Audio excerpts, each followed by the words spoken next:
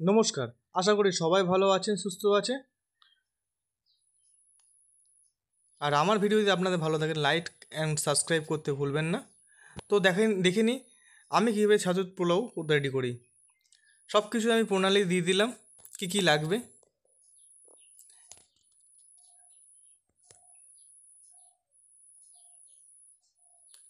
তো এবার দেখে নিই কীভাবে রেডি করার প্রসেস বা তৈরি করি।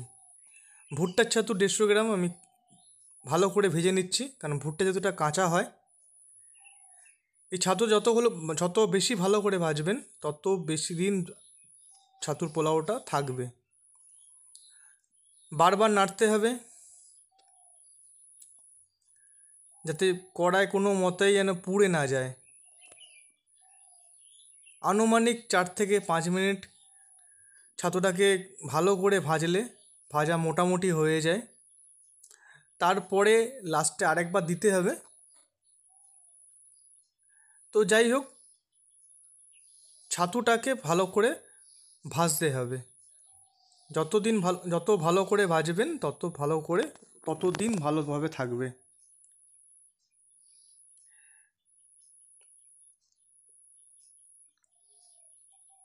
ছাতুটা ভাজা হোক। আর স্কিপ করবেন না, স্কিপ করলে পুরোটা বুঝতে পারবেন না।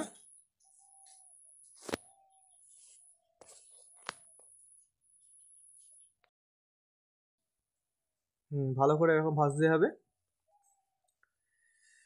আমি একটা একটা করে দেখিয়েছি, খুব আস্তে। কোনো ভিডিওটা একটাও স্কিপ করবেন না। আর ভিডিওটা আমার কোনো জায়গায় যদি ভুল হয়, দাদারা আমাকে হেল্প করবেন। তো এবার কি করেছি, 50 গ্রাম মতো নারকেল তেল দিয়ে দিয়েছি। আর 1 চামচ, দেখলেই বলেন 1 চামচ ঘি নারকেল তেলটার মধ্যে দিলাম।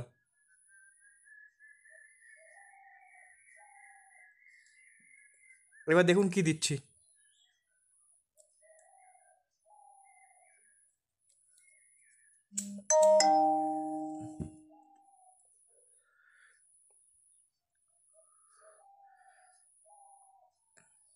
হালকা একটু গরম করতে দিচ্ছি, গরম হোক।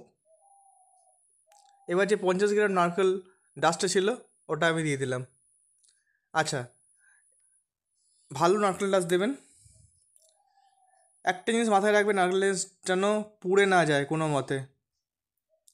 পুড়ে গেলে কিন্তু সমস্ত জিনিসটাই বেকার হয়ে যাবে। যে কোনো জিনিস পুড়ে গেলে তার কোনো কিছু থাকে না। হালকা নাড়ানোর পরে, লালচে হওয়ার পরেই ভালো করে মিশিয়ে নেন।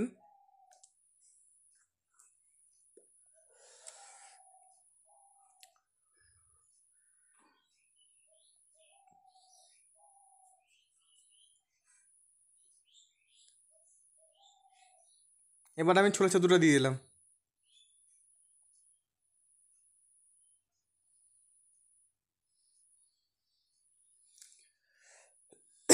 বারবার নাড়বেন, ভালো করে নাড়বেন, মিশিয়ে নেবেন ভালো করে, নাহলে পুড়ে গেলে সমস্ত জিনিসটা। আর একদম গ্যাসের ফ্লেম লো ফ্লেমে রাখবেন, বেশি আঁচ যেন না হয়।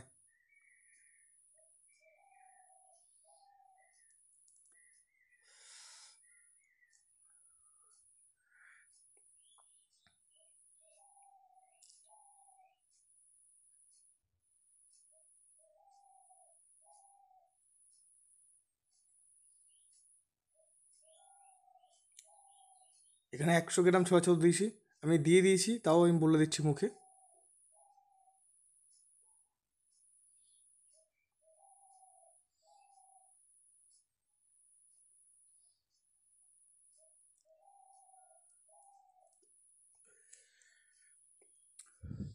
এবার ভুট্টা ছাতুটা দিয়ে দিলাম, যেটা ভেজে রেখেছিলাম। আবার ভালো করে মিশিয়ে নেবো।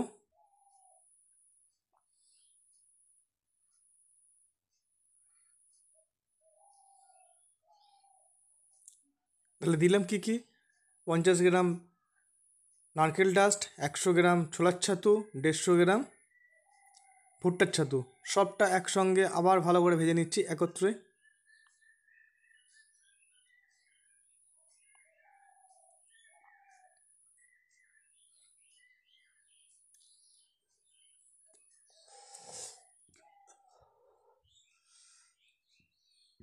ছাতুটা যত ভালো করে বাজবেন তত দিন ভালো করে অনেকটা দিন থাকবে ছাতুর পোলাওটা।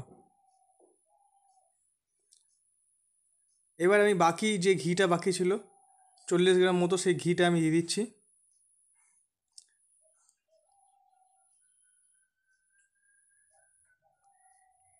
আর ভালো সেন্টেড ঘি নেবেন, গাওয়া ঘি।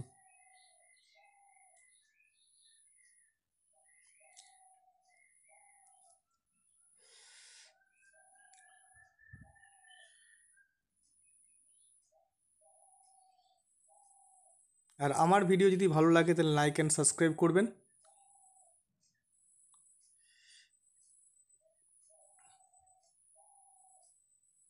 আর আমার কোনো ভুল হলে নিশ্চয়ই আমাকে বলবেন, কমেন্টস করবেন।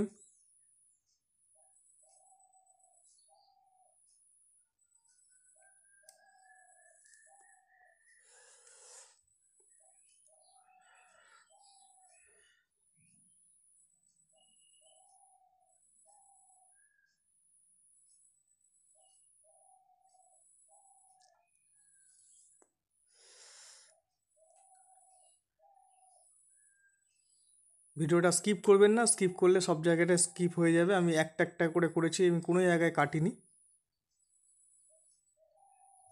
ব্যাস, কমপ্লিট। এবার শুধু ছাতুটাকে ঠান্ডা করার জন্য রেখে দেবেন। আর যে গুঁড়ো মশলাটা আছে, বাকি গুঁড়ো মশলাটা সবটা দিয়ে দেবেন। এবার হাত দিয়ে মিশিয়ে নেবেন ভালো করে।